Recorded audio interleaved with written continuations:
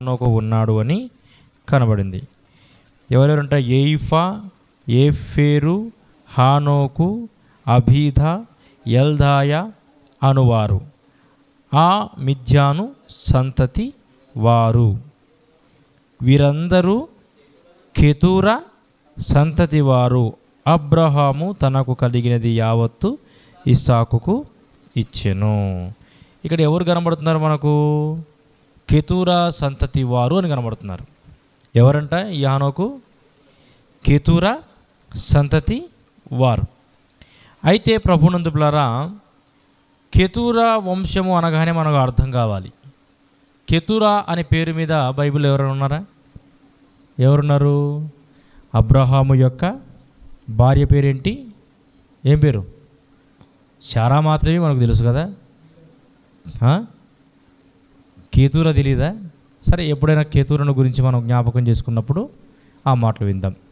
అయితే అబ్రహాము భార్య అయినటువంటి కెతూర, ఆ కెతూర ఆ సంతతికి చెందినటువంటి వారులో ఈ యొక్క హానోకు ఉన్నాడు. అలాగనే మరి ఒక హానోకుని గురించి మనం విందాం. ఆదికాండము 4వ అధ్యాయం 17వ వచనం.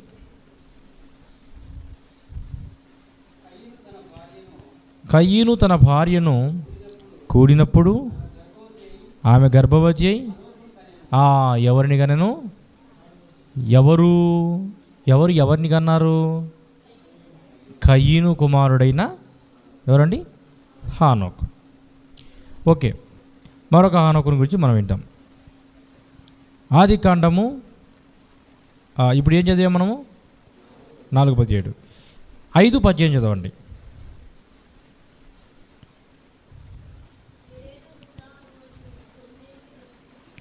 ఎరేదు 162 ఏండ్లు బతికి హానోకును కనెను. ఎవరిని కన్నారు? ఎవరు కనింది? ఎరేదు. కెతూర వంశానికి చెందినవాడు ఒకడు హానోకు.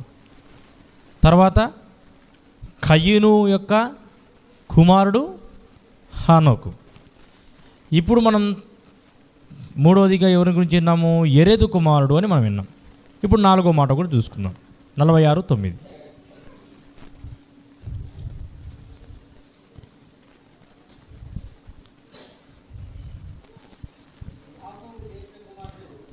యాకోబు జ్యేష్ఠ కుమారుడు రూబేను, రూబేను కుమారులైన హానోకు. చాలు, మిగతా పేర్లు అవసరం ఉండదు మనకి, ఎందుకంటే హానోకుని గురించి మనము వింటున్నాం కాబట్టి. ఎంతమంది హానోకులు దొరికారండి మనకు?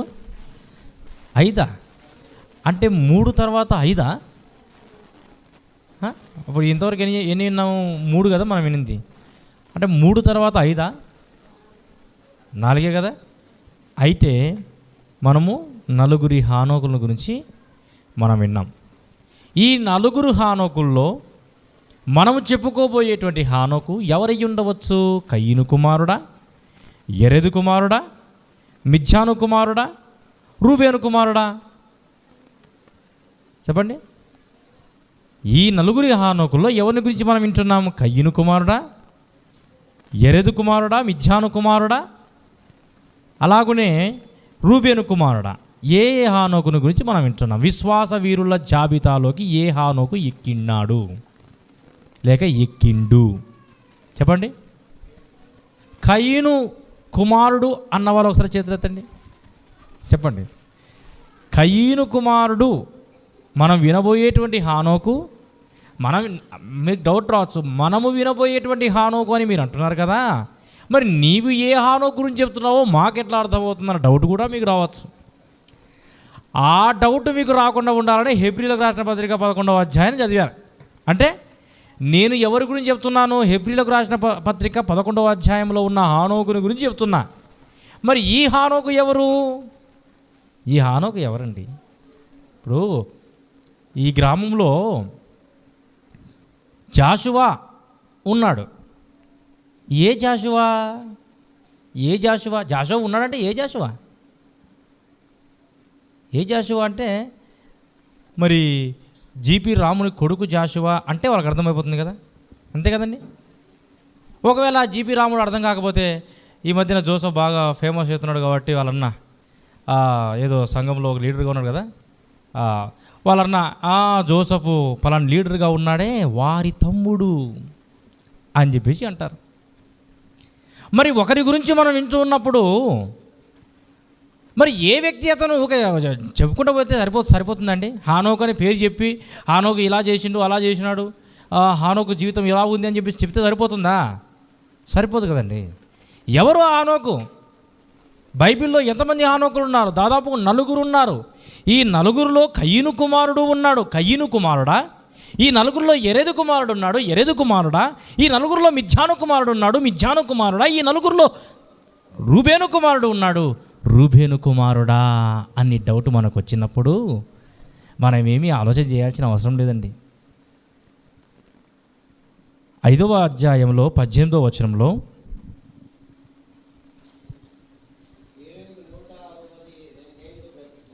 ఎరెదు 162 బ్రతికి హానోకును కనెను. హానోకును కన్న తర్వాత ఎరెదు 800 ఏండ్లు బ్రతికి కుమారులను కుమార్తెలను కనెను. హేరోదు దినములన్నీ 962 అప్పుడు అతడు మృతి పొందెను. హానోకు 65 ఏండ్లు బ్రతికి మెతూషెలను కనెను. హానోకు మెతూషెలను కన్న తర్వాత 300 ఏండ్లు దేవునితో నడిచింది కయీను కుమారుడా? 300 ఏండ్లు దేవునితో నడిచింది మిద్యాను కుమారుడా? 300 ఏండ్లు దేవునితో నడిచింది రూబేను కుమారుడా? కయీను కుమారుడా అని ఇప్పుడు చెప్పండి. నేను ఇంకా చెప్పరా? ఎరెదు కుమారుడు. కింద పైన చదివితే అర్థమవుతుంది మనకు పెద్దగా ఆలోచన చేయాల్సిన అవసరం లేదు. చూడండి, ప్రభునందు పిల్లారా, మనం ఆలోచన చేసినట్లయితే ఈ హానోకు ఎవరు అంటే ఎరెదు కుమారుడు. ఈ ఎరెదు ప్రభునందు పిల్లారా, ఈ ఎరెదు యొక్క కుమారుడే ఈ యొక్క హానోకు. చూడండి, వాస్తవానికి ఈ 4 హానోకుల్లో బైబిల్లో ఈ మిగతా 3 యొక్క ప్రస్తావన బైబిల్లో ఎక్కడా మనకు కనబడదు. ఈ హానోకుని గురించి మనము చెప్పుకోబోయేటువంటి ఎరెదు కుమారుడైన హానోకు గురించే అక్కడక్కడ మనకు ప్రస్తావన ఉన్నది. అయితే ప్రభునందు పిల్లారా, మరి ఈ హానోకు గురించి మనం వింటూ ఉన్నాము. హానోకు అన్న పేరుకు హిబ్రూలో ఒక అర్థం ఉంది. ప్రత్యేకించబడినవాడు లేక శిక్షణ పొందినవాడు అనే అర్థము కూడా వస్తూ ఉంది. అయితే ప్రభునందు పిల్లారా, వాస్తవానికి హానోకు నిజముగా ప్రత్యేకించబడిన వాడే, పేరుకు తగ్గ జీవించినటువంటి వాడు. ఈ రోజుల్లో మనం చాలా రకరకాల పేర్లు పెట్టుకుంటాం. యేసు అని పేరు పెట్టుకుంటాం, కానీ యేసు లాంటి మనస్సు మనకు ఉండదు. ఈ రోజుల్లో మనము చాలామంది యెహోవా అని పేరు పెట్టుకుంటారు. ఏం పేరు అంటే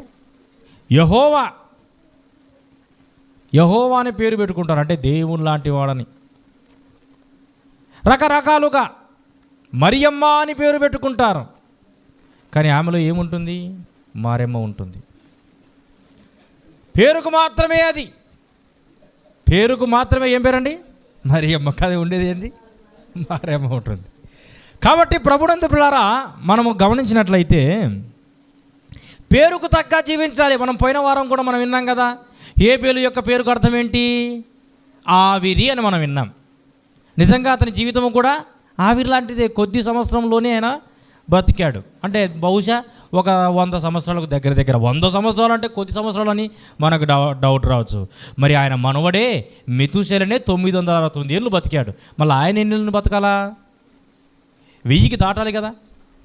కానీ 100 ఏళ్ళలోనే ముగించబడింది అంటే ఇంకా ఆయన యవ్వనములోకి అడుగు పెడుతున్న సమయం అది, అంటే ఆ కాలము లెక్కల ప్రకారంగా.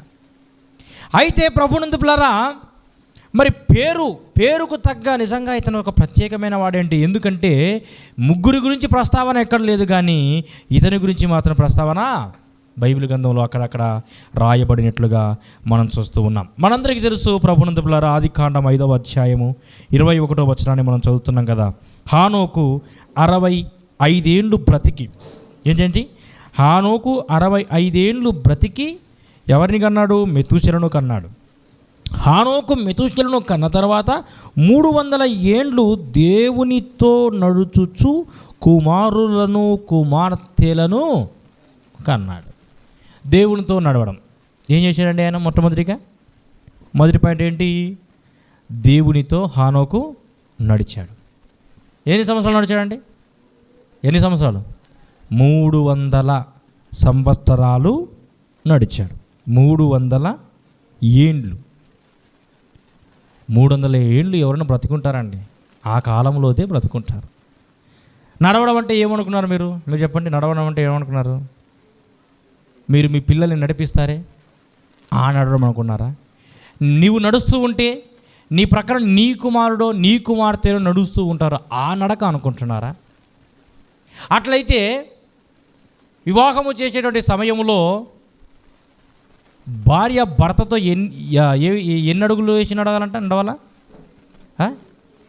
7 ఏళ్ళు, 7 అడుగులు కదా, 7 అడుగులు నడవాలంట. ఏంటి 7 అడుగులు నడవడం అంటే? 7 అడుగులు అంటే ఒక 7 అడుగులు వేస్తే అయిపోయినా సరిపోతుంది? అది సంపూర్ణతకు సాదృశ్యము. కాబట్టి ప్రభునందు పిల్లరా, జీవితకాలము భార్య భర్తతోనే ఉండాలి. నడవడము అంటే పక్కన నడవడం కాదు, నడిపించడము కాదు. అయితే ప్రభునందు పిల్లరా, దేవునితో మనం వింటూ ఉన్నాం, దేవునితో పాటు హానోకు 300 సంవత్సరాలు 300 ఏండ్లు నడిచినట్లుగా మనం చూస్తూ ఉన్నాం. ఇది చాలాసార్లు కూడా మనం వింటూ ఉన్నాం. కానీ ప్రభునందు పిల్లరా, ఎటువంటి పరిస్థితుల్లో హానోకు నడిచాడు దేవునితో? ఇప్పుడు మనం చాలాసార్లు ఏమి వింటాము? 300 సంవత్సరాలు హానోకు దేవునితో నడిచాడని మాత్రమే వింటూ ఉన్నామేమో. కానీ ఏ పరిస్థితుల్లో నడిచాడు? ఏ పరిస్థితుల్లో నడిచాడు? విశ్వాసులు అందరూ ఉంటారు కాబట్టి వారి మధ్యలో నీవు భక్తి కలిగి జీవిస్తూ ఉంటావు. కానీ నీ విశ్వాసము పక్కకు పోయిన తర్వాత బయటపడుతుంది. అంతే కదండి? నీ నమ్మకము, నీ విశ్వాసము విశ్వాసులు అందరి మధ్యలో ఉన్నప్పుడు భక్తిపరుడుగా నీవు ఉంటున్నా కానీ నీ భక్తి, నీ విశ్వాసం ఎప్పుడు బయటపడుతుందండి? నీవు ఒంటరిగా ఉన్న సమయంలో నీ విశ్వాసము బయటపడుతుంది.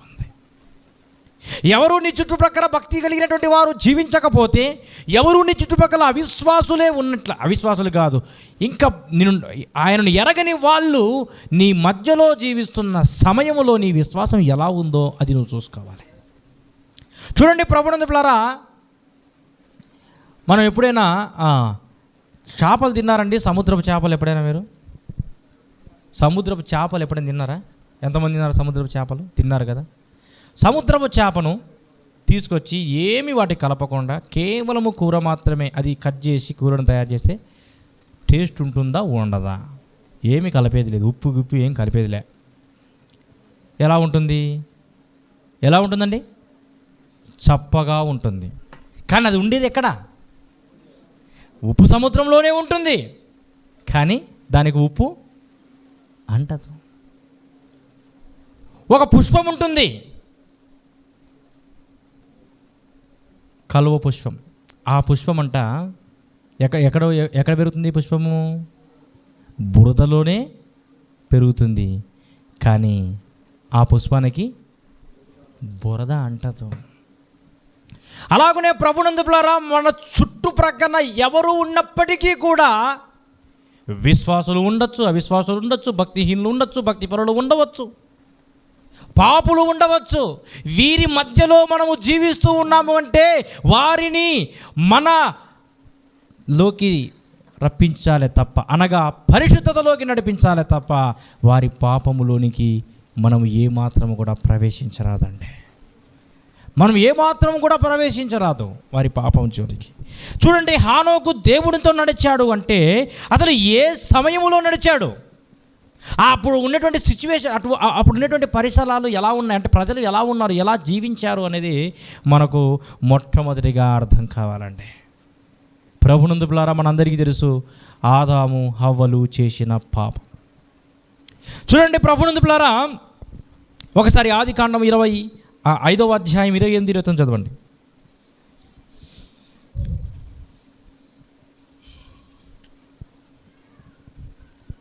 5:28-29.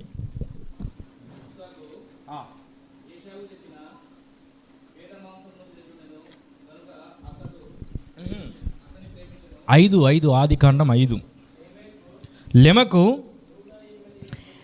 182 బ్రతికి ఒక కుమారుని కని భూమిని యెహోవా శపించినందు వలన కలిగిన మన చేతుల కష్టము విషయములోను మన పని విషయములోను నెమ్మది కలుగా జైనట్లనే చేయుననుకొని అతనికి నోవాహు అను పేరు పెట్టెను. చూడండి ప్రభునందు పిల్లారా, ఇక్కడ మనం గమనించినట్లయితే లెమెకు అనేటువంటి వ్యక్తి ఎన్నేళ్ళు బ్రతికాడు? 182 ఏళ్ళు బ్రతికాడు. అంటే 182 ఏళ్ళు బ్రతికి 182 ఏళ్ళకి చచ్చిపోయాడని చెప్పలేము మనం. అంటే ఆ సమయంలో అతనికి కుమారుడు పుట్టాడు అని అర్థం. అయితే ప్రభునందు పిల్లారా, ఇక్కడ లెమెకు 182 ఏళ్ళు బ్రతికి ఒక కుమారుని కని భూమిని యెహోవా శపించినందువలన అనేటువంటి ఈ మాట భవిష్యత్తుకు సంబంధించిన మాటనా, గతానికి సంబంధించిన మాటనా, ప్రస్తుతానికి సంబంధించిన మాటనా? చెప్పండి. శపించినందువలన, మళ్ళీ రండి, శపించినందువలన అనేది భవిష్యత్తుకు సంబంధించిన మాటనా, గతమునకు సంబంధించిన మాటనా? ఎప్పటి మాట ఈ మాట? గతమునకు సంబంధించిన మాట. యెహోవా ఏమని చేశాడు? భూమిని యెహోవా శపించినందువలన. అంటే ఇప్పుడు భూమి ఏ విధంగా అంటే ఏ కాలం అది? నోవాహు పుట్టినటువంటి కాలం. నోవాహు కంటే ముందు వీళ్ళు ఉన్నారన్నమాట. హానోకు, లెమెకు, యెరెదు వీళ్ళందరూ ఉన్నారు. ఎప్పటి నుంచి? కయీను సంతానం మొదలుకొని, కయీను నుండి వాస్తవానికి ప్రభునందు పిల్లారా ఆదాము నుండి అబ్రాహాముగా మార్చబడేంత వరకు వారి జీవితాల్లో ఆశీర్వాదం అనేది లేదంటే, వారి జీవితాల్లో ఆశీర్వాదం అనేది లేదు. ఎప్పటిదాకా? అబ్రాహాముగా మార్చబడేంత వరకు భూమి శాపముతో నింపబడింది. కారణం మనకు తెలుసు. ప్రభునందు పిల్లారా, భూమి ఏం పేరు పెట్టాడు అతనికి?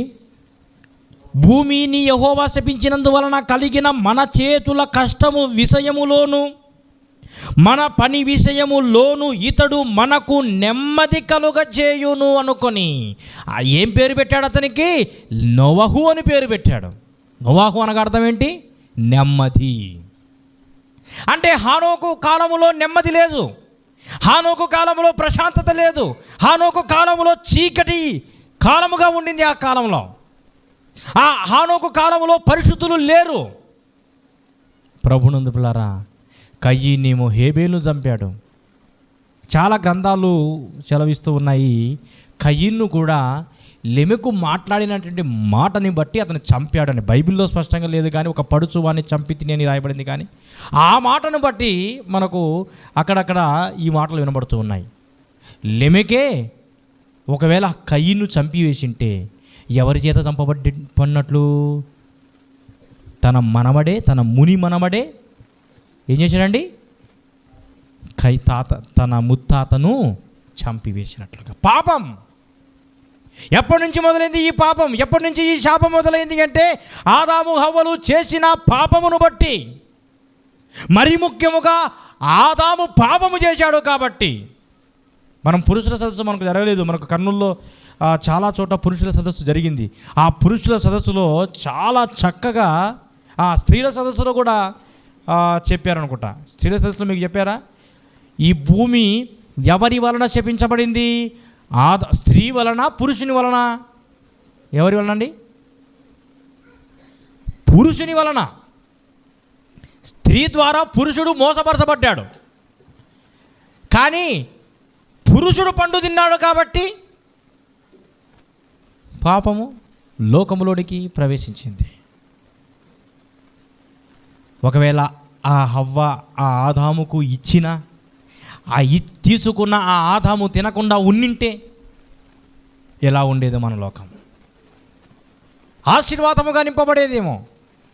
అయితే ప్రభునందు పిల్లారా, మనం గమనిస్తూ ఉన్నాము ఆ విధముగా మరి నెమ్మది అనేది ఎరగని దినములలో జనులు ఆ కాలములో ఉన్నారండి. అందుకే లేమెకు తన కుమారునికి నెమ్మది అనేటువంటి పేరు పెట్టాడు. చూడండి ప్రభునందు పిల్లారా, హానోకు దేవునితో నడుస్తున్న 300 సంవత్సరములో 300 సంవత్సరాలు నిజముగా మనం వింటున్నట్లుగా నెమ్మది లేదు, భూమి శపించబడింది. ఆదికాండం 1:28 చదువుకుందాం. దేవుడు ఆయా జాతుల ప్రకారము అడవి జంతువులను, ఆయా జాతుల ప్రకారము పశువులను, ఏం చదువుతున్నావు బాబు? దేవుడు వారిని ఆశీర్వదించెను. ఎట్లనగా, చూడండి, ఆలోచన చేయండి. దేవుడు వారిని ఏం చేశాడండి? ఆశీర్వదించాడు. ఎట్లా అంటే ఇక్కడ రాయబడింది, ఎట్లనగా మీరు ఫలించి అభివృద్ధి పొంది విస్తరించి భూమిని నిండించి దాన్ని లోపరుచుకొనడి. ఏం చేయాలంట? ఎలా ఆశీర్వదించాలంట? మీరు ఫలించండి, రెండవది అభివృద్ధి పొందండి, మూడవది విస్తరించండి, నాలుగవది భూమిని నిండించండి, ఐదవది ఆ భూమిని మీరు లోపరుచుకునండి. సమస్త భూమి ఆయనదే కాబట్టి ఆ భూమి మీదే, మీరు లోపరుచుకోండి అని వారికి ఇచ్చాడండి. అయితే ప్రభునందు పిల్లారా, లోపరుచుకునండి, సముద్రపు చేపలను, ఆకాశ పక్షులను, భూమి మీద ప్రాకుపడితే జీవుని ఏలుడి. ప్రతి జీవి మీద ఏలేటువంటి అధికారము నేను మీకు ఇస్తున్నాను, ఏలండి అని చెప్పాడు. ఆ ఆశీర్వాదాన్ని ప్రభునందు పిల్లారా ఎక్కువ రోజులు కాదు, కొద్ది రోజుల్లోనే, కొన్ని సంవత్సరాల్లోనే వాళ్ళు కోల్పోయినట్లుగా మనం చూస్తున్నాము. అక్కడ రాయబడింది, చదవండి. ఆదికాండంలోనే 3వ అధ్యాయం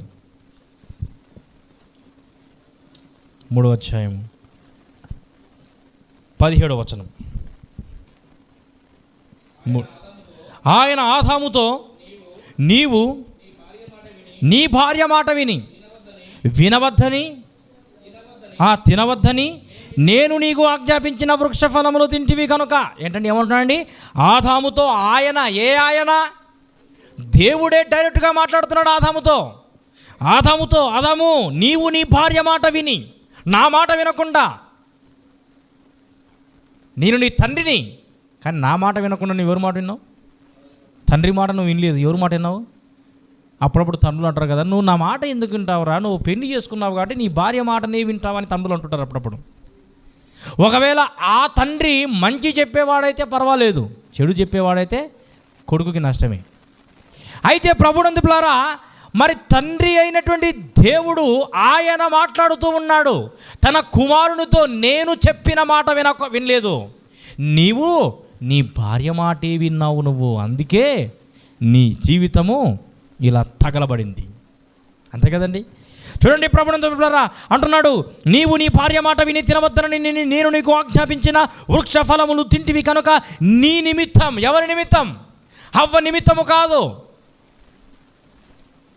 సాతానుడి నిమిత్తము కాదు, సర్పము నిమిత్తము కాదు, పురుషుని నిమిత్తం నేల శపించబడి ఉన్నది. ప్రయాసముతోనే నీవు బ్రతుకు దినములన్నీయు దాని పంట తిందువు. అది ముండ్ల తుప్పలను గచ్చ పొదలను నీకు మొలిపించును. పొలములోని పంట తిందువు. నీవు నేలకు తిరుగు చేరు వరకు నీ ముఖపు చెమట కార్చి ఆహారము తిందువు. ఏలయనగా నేల నుండి తీయబడితివి, నీవు మన్నే కనుక తిరిగి మన్నైపోతావు. దేవుడు శపించాడు. చూడండి ప్రభునందు పిల్లారా, దేవుడు ఆదాముకు శాపమిచ్చాడు. శాపం పొందుకున్నాడు. ఆదాముకు శాపం వచ్చింది అంటే ప్రపంచ మానవాళికి శాపం వచ్చింది. ఆ శాపములో ఆనాటి హానోకు జీవించిన కాలములో శాపగ్రస్తులై జీవిస్తూ ఉన్నారండి. ఆదాము నుంచి మొదలైంది ఆ శాపం. ఆదాము నుంచి మొదలైంది కాబట్టి తండ్రి అన్న తమ్ముని చంపేశాడు. ఆదాము నుంచి మొదలైంది కాబట్టి ఒక ముని మనవడు ఒక ముత్తాతను చంపేశాడు. ఆదాము నుంచి ఆ శాపం మొదలైంది కాబట్టి ప్రభునందు పిల్లరా అనేకులు వ్యభిచారం అనే పాపములు, నరహత్య అనేటువంటి పాపములు మునిగిపోయి దేవుని మాటను వినకుండా ఇష్టానుసారముగా జీవిస్తున్న సమయములో అందరూ అవినీతిపరులుగా, అందరూ అవినీతిమంతులుగా జీవిస్తున్న సమయములో ఆదికాండం 6వ అధ్యాయం 5-6 వచనాలు. నరుల చెడుతనము భూమి మీద గొప్పదనియు వారి హృదయము యొక్క తలంపులోని ఊహ అంతయు ఎల్లప్పుడూ కేవలము చెడ్డదనియు యెహోవా చూచి తాను భూమి మీద నరులను చేసినందుకు యెహోవా సంతాపము నొంది తన హృదయములో నొచ్చుకొనెను. నొచ్చుకోవడం అంటే పొడుచుకోవడం, బాధపడడం. ఈ దేవుడు బాధపడుతూ ఉన్నాడు. మనమే మన పిల్లల విషయంలో మన పిల్లలు మన మాట వినకపోతే నువ్వు నాకు అనవసరంగా పుట్టావు కదా, నువ్వు పుట్టినప్పుడు చచ్చిపోయితే బాగుండేది కదా అని చెప్పేసి మనమే అంటుంటాం మన పిల్లల్ని. ఎందుకంటే కోపం వచ్చినప్పుడు, బాధ కలిగినప్పుడు,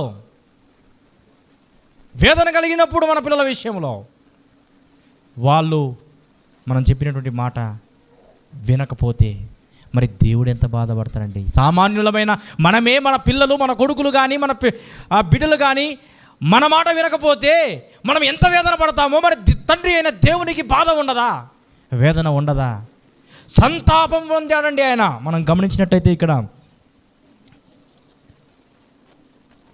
నరుల చెడుతనము భూమి మీద గొప్పదనియు వారి హృదయము యొక్క తలంపులోని ఊహ అంతయు ఎల్లప్పుడూ కేవలము చెడ్డదనియు యెహోవా చూచి, కేవలము చెడ్డదని యెహోవా చూచి తాను భూమి మీద నరులను చేసినందుకు యెహోవా సంతాపము నొంది తన హృదయములో నొచ్చుకొనెను. ఎంత బాధపడ్డాడండి, తన హృదయములో నొచ్చుకున్నాడంట దేవుడు నరులను చేసినందుకు. నరులను చేసినందుకు దేవుడు ఎంతగా బాధపడుతున్నాడో ఆ నరుల్లోనే, ఒకరినొకరు చంపుకునేటువంటి వారి ఉన్న మధ్యలోనే, ఒకరినొకరు లైంగిక సంపర్కము చేసుకుంటున్నటువంటి సమయములోనే ఒక విశ్వాసి బయటకు వచ్చాడు. ఆయన పేరే హానోకు. అందుకే ఆయన ప్రత్యేకమైన వాడండి. అపరిశుద్ధులు జీవిస్తున్నటువంటి కాలములో, శాపము కలిగి ఉన్నటువంటి కాలములో, నెమ్మది లేని కాలములో, దేవుని మాట వినకుండా ఇష్టానుసారముగా జీవిస్తున్న కాలములో హానోకు దేవునితో నడిచాడంటే అతని విశ్వాస వీరుడు కాదా అండి? అతడు విశ్వాస వీరుడు. విశ్వాసుల జాబితాలో ఆయన చేర్చబడినట్లుగా మనం చూస్తూ ఉన్నాం. ప్రభునందులారా, నిజముగా మనం గమనించినట్లయితే మరి మనుషుని హత్యలు, అవిశ్వాసము, అన్యాయము, అక్రమము విస్తరించినటువంటి కాలములోనే ప్రభునందులారా దేవునికి భయపడి దేవుణ్ణి ఆరాధించేటువంటి వ్యక్తిగా ఈ వ్యక్తి మనకు కనబడుతూ ఉన్నాడు. కాబట్టి ప్రభునందులారా ఆ సమయంలో మనము గమనించినట్లయితే ఆశీర్వాదం అనేది మరి ఆదాము నుండి ఆశీర్వాదం అనేది లేదు, శాపం అనేది ఉంది. చివరికి హానోకు కాలం వరకు ఆ శాపం అలాగే ఉన్నది. పరలోక నిరీక్షణ లేదు, దేవుని కార్యం ఒక్కటి కూడా లేదు. ఇటువంటి పరిస్థితుల్లో లోకమును చూడకుండా, ప్రభునందులారా ఒక్క దినము లోకాన్ని చూడకుండా, లోకం వైపు చూడకుండా, ఒక్క దినము కూడా విడవకుండా దేవునితో నడిచాడు. తనకు మనలాగే భార్య పిల్లలు ఉన్నారు. అయినప్పటికీ కూడా ప్రభునందులారా దేవునితో నడిచినట్లుగా మనం చూస్తూ ఉన్నాము. హానోకు సంబంధించినటువంటి గ్రంథము, ఒక గ్రంథం, ప్రత్యేకమైన గ్రంథం ఉంది. ఆ గ్రంథంలో ఆయన భార్య, ఇంకా పిల్లల పేర్లు అంటే మెతుసెల మనకు కనబడుతున్నాడు. ఆయన భార్య యెడ్ని అని రాయబడింది. ఏం పేరంటే ఆయన భార్య పేరు? యెడ్ని. ఆయన భార్య పేరు యెడ్ని. హానోకు గ్రంథము కూడా ఉన్నది. అయితే ప్రభునందులారా ఆ హానోకు గ్రంథములోనే ఈ యొక్క మరి హానోకు మొదలుకొని నోవాహు వరకు ప్రజలు ఏ విధంగా జీవించారు అనేటువంటి విషయాలన్నీ కూడా హానోకు గ్రంథములోను యాషారు గ్రంథములోను ఆ విధంగా రాయబడ్డాయి.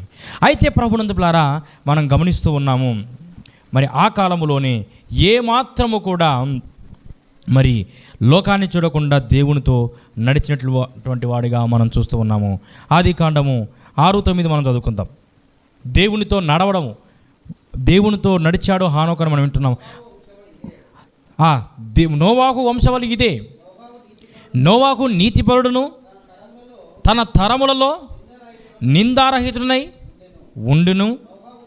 చూడండి ప్రభునందు ప్రియులారా, ఇక్కడ మనం గమనిస్తున్నాము, అసలు దేవునితో నడిచాడు అని మనం విన్నాం. అసలు దేవునితో నడవడం అంటే ఏంటి?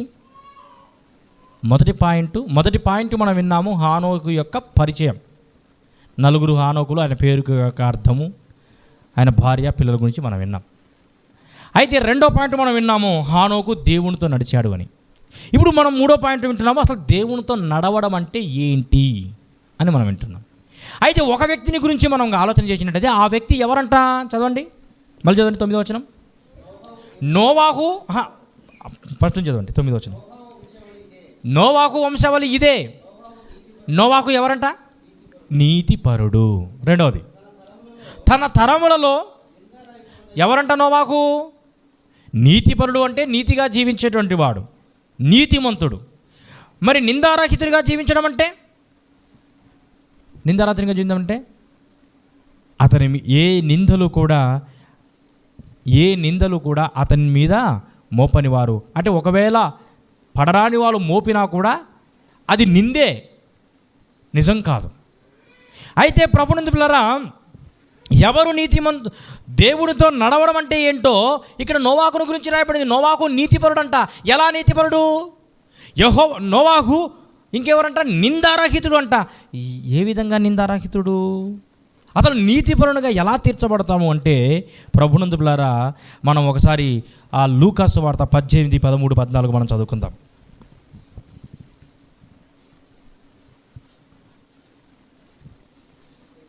దేవునితో నడవడం అంటే ఏంటి అన్న దానిలో మనం ఉన్నాము. ఇందులో ఎవరు దేవునితో నడవడము అంటే మరి నీతిపరులుగా, చూడండి లూకా 18, 13, 14 మనం చదువుకుంటే అర్థమవుతుంది. లూకా 18, 13, 14. అయితే సుంకరి దూరమున నిలుచుండి ఆకాశం వైపు కన్నులెత్తుటకైనను ధైర్యము చాలక రొమ్ము కొట్టుకొనుచు, దేవా పాపినైన నన్ను కరుణింపుము అని పలికెను. అతనికంటే ఎవరు నీతిమంతుడు అంటే అతనికంటే అతనంటే ఎవరు? అతనికంటే ఇతను నీతిమంతుడు అంట. ఇతనేమంటున్నాడు? నేను పాపిని అంటున్నాడు. ఆకాశం వైపు కరుణెత్తుటకైనను ధైర్యము చాలక రొమ్ము కొట్టుకొనుచు ప్రార్థిస్తూ ఉన్నాడు ఇతను. ఎవరితను? సుంకరి. ఈ సుంకరి ఎవరంట? నీతిపరుడు, నీతిమంతుడు. 14 వచ్చిందండి అక్కడ. అతన్ని కంటే నీతిమంతుడిగా తీర్చబడ్డాడంటే ఎలా తీర్చబడ్డాడు? నీతిమంతుడిగా అంటే ఎవరైనా అతని గురించి సర్టిఫికెట్ ఇవ్వాలా? నీతిమంతునిగా తీర్చబడ్డాడు అంటే ఆ ఊరికి చెప్పుకుంటూ పోతే సరిపోదు. ఎవరైనా అతని గురించి సర్టిఫికెట్ ఇవ్వాలి. ఎలా? ఇతడు నీతిమంతుడు అని. ఏదైనా ఒక ఉద్యోగంలో చేరడానికై, ఏదైనా ఒక ఉద్యోగంలో చేరాలి అంటే దానికి ఏముండాలి? ఒక అర్హత ఉండాలి. ఏముండాలండి? ఒక అర్హత ఉండాలి. ఏం అర్హత ఉండాలి? ఇంజనీరింగ్ ఉద్యోగం కావాలంటే ఏం చేసి ఉండాలి? ఇంజనీరింగ్ చదివి ఉండాలి. ఇంజనీరింగ్ చదివిన వ్యక్తికే ఇంజనీరింగు ఉద్యోగం అతనికి వస్తూ ఉంది. అదొక అర్హత. అయితే ప్రభునందు ప్రియులారా, ఇక్కడ ఆ అర్హత అతను పొందుకున్నాడు అంటే దానికి తగ్గట్టు జీవించాడు కాబట్టి ఆ అర్హత పొందుకున్నాడు. మరి ఎవరైనా కానీ అతన్ని ఉద్యోగంలోకి తీసుకుంటారు అతని గురించి సర్టిఫికేట్ ఇచ్చి. అయితే ప్రభునందు ప్రియులారా, ఇక్కడ మనం 18వ అధ్యాయంలో 14వ వచనంలో మనం గమనిస్తే, అతని కంటే ఇతడు నీతిమంతుడిగా తీర్చబడే తన ఇంటికి వెళ్ళినని మీతో చెప్పుచున్నాను. ఇది ఎవరు చెప్పారు? యేసుక్రీస్తు ప్రభుల వారే చెప్పారు. అతని కంటే ఇతడు ఎవరతను? ఇంకొకరతను ఎవరు? పరిసయ్యుడు. అతను కూడా ప్రార్థన చేశాడు. ఏమని ప్రార్థన చేశాడు? నేను మంచోని అని ప్రార్థన చేశాడు. ఎవరంట? నేను మంచోని, నేను వారానికి 2 సార్లు 3 సార్లు ఎప్పుడు పడితే అప్పుడు ఏమిస్తానంట? దశంభాగాలు ఇస్తాను, ఇంకా ఉపవాసం ఉంటాను, ఇంకేమన్నా ఉన్నాయా? పరిసయ్యుడు నిలబడి, దేవా నేను చోరుణ్ణి కాను. చోరుడు కాడంట, అంటే దొంగ కాదు, అన్యాయస్తుడు కాదు, ఎవరి దగ్గర ఏ విధంగా అన్యాయముగా ప్రవర్తించలేదు, అసలు వ్యభిచారణ అసలే కాదు. ఇంకేంటంట? ఇతర మనుష్యుని వలనైనను ఈ సుంకరి వలనైనను ఉండనందుకు నీకు కృతజ్ఞతాస్తుతులు చెల్లించుచున్నాను. ఇంకా నా బ్యాక్గ్రౌండ్ తెలిస్తే నువ్వే ఆశ్చర్యపోతాన్నట్టుగా చెప్తున్నాడు ఆయన. ఏం చెప్తున్నాడు? వారానికి 2 మార్లు ఉపవాసం. ఏంటండి, వారానికి 2 మార్లు ఉపవాసము చేయించు. ఇంకో ఆశ్చర్యపోయేటువంటి విషయం, వారానికి 2 సార్లు ఉపవాసం చేస్తూ నా సంపాదన అంతటిలో 10వ వంతు చెల్లించుచున్నాను. చూసివా నా విశ్వాసము, నా గొప్పతనము? దొంగని కాదు, అన్యాయస్తుని కాదు, ఈ సుంకరి వల్ల అస్సలే లేను. వారానికి 2 సార్లు ఉపవాసం ఉంటాను, 10వ వంతు దశంభాగం చెల్లిస్తాను. మరి ఇంతకంటే గొప్పవాడు ఎవరైనా ఉన్నారా? ఉండనందుకు నీకు కృతజ్ఞతాస్తుతులు చెల్లిస్తున్నాను అంటున్నాడు. అతను ప్రార్థన చేశాడు, సుంకరి ప్రార్థన చేశాడు. నేను దేవా పాపినైన నన్ను కరుణించుము అని ప్రార్థన చేశాడు. అన్యాయస్తుడు కాను అన్నవాడు అన్యాయస్తుడైనాడు. చోరుడు కాదు, ఉపవాసం ఉండి ప్రార్థన చేసేవాడు, దశంభాగం చెల్లించేవాడు. కానీ అతని కంటే ఇతనే తన తప్పుని తెలుసుకున్నాడు కాబట్టి, తన తప్పును ఒప్పుకున్నాడు కాబట్టి, నేను పాపిని అని దేవుని ఎదుట ప్రార్థన చేస్తూ ఉన్నాడు, పశ్చాత్తాపపడుతున్నాడు. కాబట్టి అతడు ఏ విధంగా తీర్చబడ్డాడంటే నీతిమంతునిగా తీర్చబడ్డాడు. నీతిమంతునిగా తీర్చబడ్డాడు అంటే అతడు దేవునితో నడిచేవాడు, దేవునితో నడిచేటువంటి వాడు. కాబట్టి దేవుని ఎదుట తన పాపమును ఒప్పుకున్నాడు కాబట్టి నీతిమంతునిగా తీర్చాడు. ఇప్పుడు మనం ఆది కాండంలోనే 6:9 మళ్ళీ చదువుకుందాం.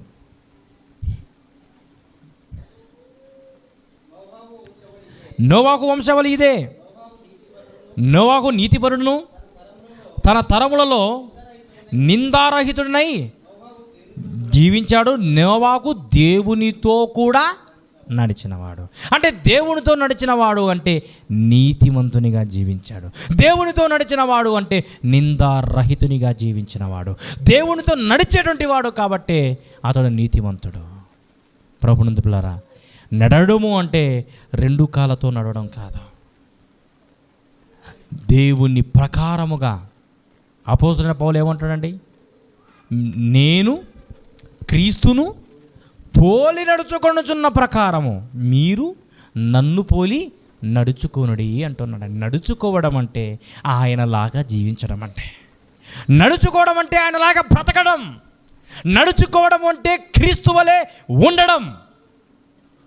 అదే అంటున్నాడు అపోస్తలుడైన పౌలు, నేను క్రీస్తుని పోలి. క్రీస్తు ఏ విధంగా జీవించాడు? క్రీస్తు నీతిగా జీవించినట్లుగా క్రీస్తు న్యాయస్తునిగా పరిశుద్ధునిగా జీవించినట్లుగా నేను కూడా జీవిస్తున్నాను, నాతో పాటు మీరు కూడా జీవించండి అని అపోస్తలుడైన పౌలు ఎంత ధైర్యంగా చెబుతున్నాడండి.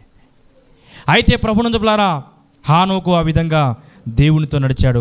ఎవరు నీతిమంతులుగా తీర్చబడతారు అంటే దేవునితో నడిచేటువంటి వారు. ఎవరు ఆయనతో నడిచేటువంటి వారు అంటే ఎవరైతే తాము పాపములు చేసినప్పుడు, ప్రభునందు పిల్లారా, ఆదాము చేసిన పాపమును ఆదాము ఆ రోజు ఒప్పుకునింటే ఆదాము యొక్క శాపము ఉండేది కాదు, ఆదాముకు శాపం వచ్చేది కాదు, ఆ శాపము సమస్త మానవాళి మీద పడేది కాదు. సాకులు చెబుతున్నాడు. ఏం చేస్తున్నాడండి? ఆదాము తాను చేసిన పాపాన్ని ఒప్పుకుంటున్నాడా?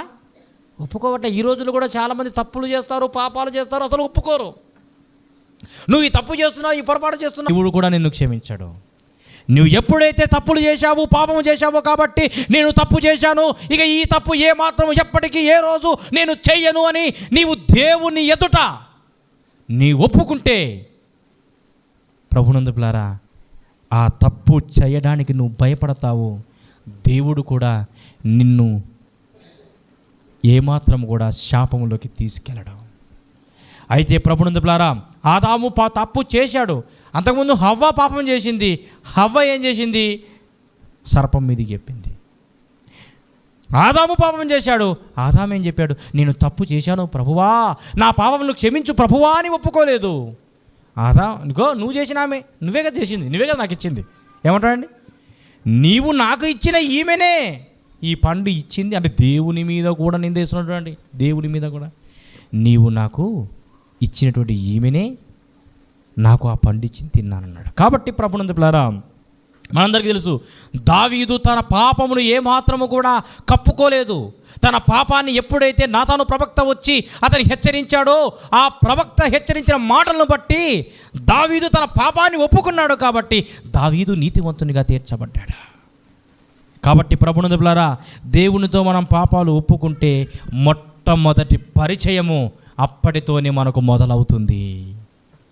దేవునితో సహవాసంగా మనం కలిగి ఉంటాము. ప్రభునందు పిల్లారా, మనము మునుపు ఎలా ఉన్నామో ఎఫెసీయులకు రాసిన పత్రిక మనకు తెలుసు, చదవడానికి సమయం లేదు.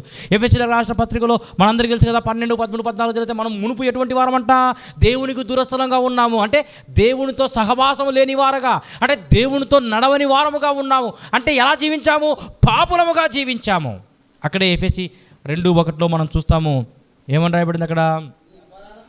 మీ అపరాధముల చేతను పాపముల చేతను చచ్చిన వారై ఉండగా. 5:12 ఏమని రాయబడింది? మనము ఆయనకు మునుపు దూరస్థులుగా ఉన్నాము. 2:12 మనము ఇప్పుడు ఆయనకు సమీపస్థులుగా ఉన్నాం. అంటే మునుపు ఆయనకు మనము దగ్గర వారం కావు, దూరం, దేవునితో సహవాసం లేని వారం, దేవునితో నడవలేని వారం. ఇప్పుడు ఆయనతో పాటు నడుస్తూ ఉన్నాము. అంటే ప్రభునందు పిల్లారా, మనము ఆయన పాపమును, మనము చేసిన పాపమును మనం ఒప్పుకోకపోతే మనకు రక్షణ లేదు. మనందరికీ తెలుసు రోమా 10:9 నీవు నీ నోటితో యేసు ప్రభువు అని ఒప్పుకొని నీ హృదయమందు విశ్వసించిన ఎడల నీవేమవుతావు? రక్షించబడతావు. అయితే ప్రభునందు పిల్లారా, ఒప్పుకోకపోతే మనము ఆయనకు సమీపస్థులము కాము, ఆయనకు దూరస్థులముగానే మనం ఉంటాము. కాబట్టి ప్రభునందు పిల్లారా, ఈ వాక్యాన్ని వింటున్న మనము మరి హెబ్రీయులకు రాసిన పత్రికలో ఒకసారి మనం జ్ఞాపకం చేసుకుందాం. ఆ మాటలు చదువుకొని మనం ముగించుకుందాం.